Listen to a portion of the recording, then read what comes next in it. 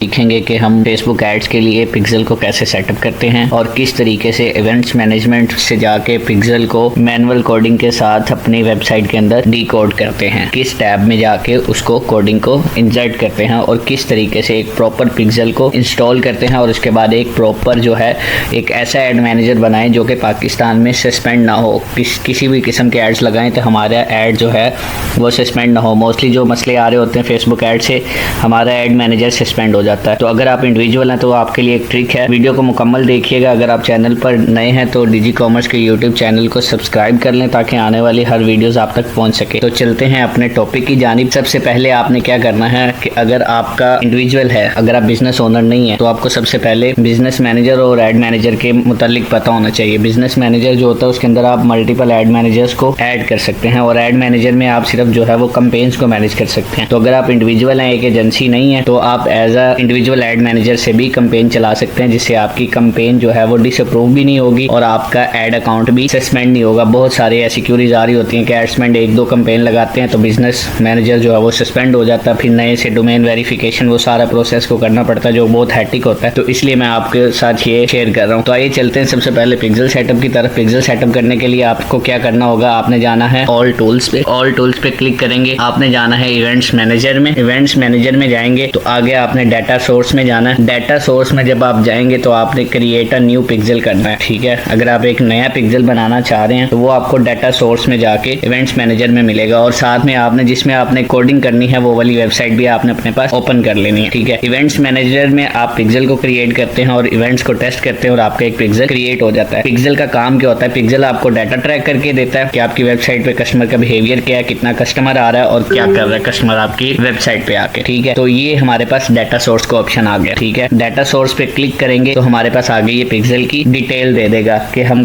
Pixel को create कर रहे हैं। अगर पहले से कोई पिक्सल है तो वो पिक्सल भी हमारे पास कंटिन्यू की ऑप्शन दे रहा होता है। तो हमने क्या करना है, क्रिएट करना है। हम एक नया पिक्सल बनाने जा रहे हैं, ठीक है। तो क्रिएट पिक्सल पे जाएंगे, ठीक है। पिक्सल सेटअप जी उसको नेम हो गया, कंटिन्यू पिक्सल सेटअप करते हैं, ठीक है। यहाँ पे आपके पास ऑप्शन देगा इंस्टॉल कोड मैनुअली, ठीक है, कि आप उस कोड को मैनुअली जो है ना वो इंस्टॉल करेंगे।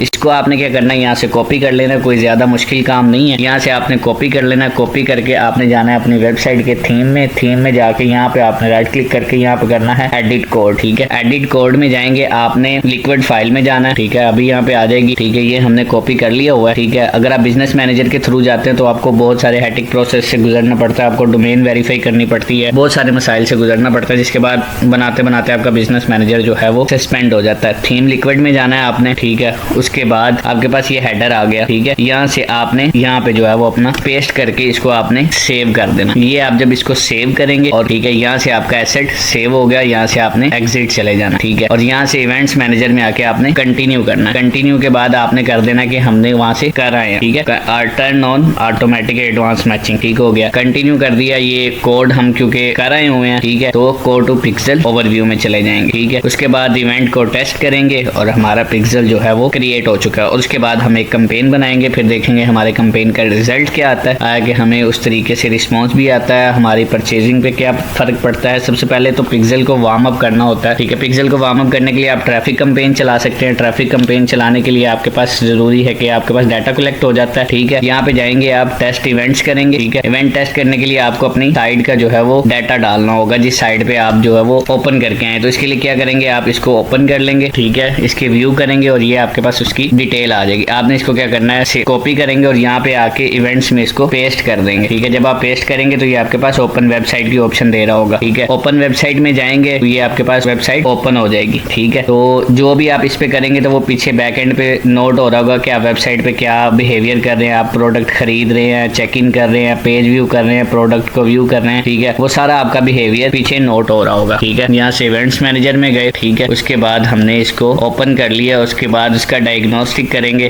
ठीक है। जब आपके पास ये इवेंट ओपन हो जाता है तो उसके बाद ये बैक एंड पे आपके पास सारी डिटेल्स रिफ्लेक्ट कर रही होती हैं, लिहाजा कि हमारा पिक्सल जो है वो क्रिएट हो चुका है। इस तरीके से पिक्सल को क्रिएट करते हैं, ठीक है। ये अभी एक्टिव देखें, कोई भी इशू एक्टिव नहीं आ रहा, ठीक है। अगर कोई इशू एक्टिव आ रहा होता तो वो यहाँ पे ऑप्शन देता कि इशू एक्टिव आ रहा है, ठीक है। अगर आप अपने नाम चेंज करना चाह रहे हैं, आप उसको जो भी नाम देना चाह रहे हैं आप वो भी नाम यहाँ से चेंज कर सकते हैं, ठीक है। यहाँ से आपका नाम भी चेंज हो सकता है, ठीक है। ये सारे जो है वो इस तरीके से आप इसको पिक्सल को अटैच कर सकते हैं। और कैंपेन किस तरीके से सेटअप करते हैं उसकी वीडियो जो है वो मेरी प्लेलिस्ट में ऐड है। डिस्क्रिप्शन में लिंक दे दिया गया कैंपेन बनाने के लिए, आप उसको वीडियो को वॉच कर सकते हैं। बहुत शुक्रिया।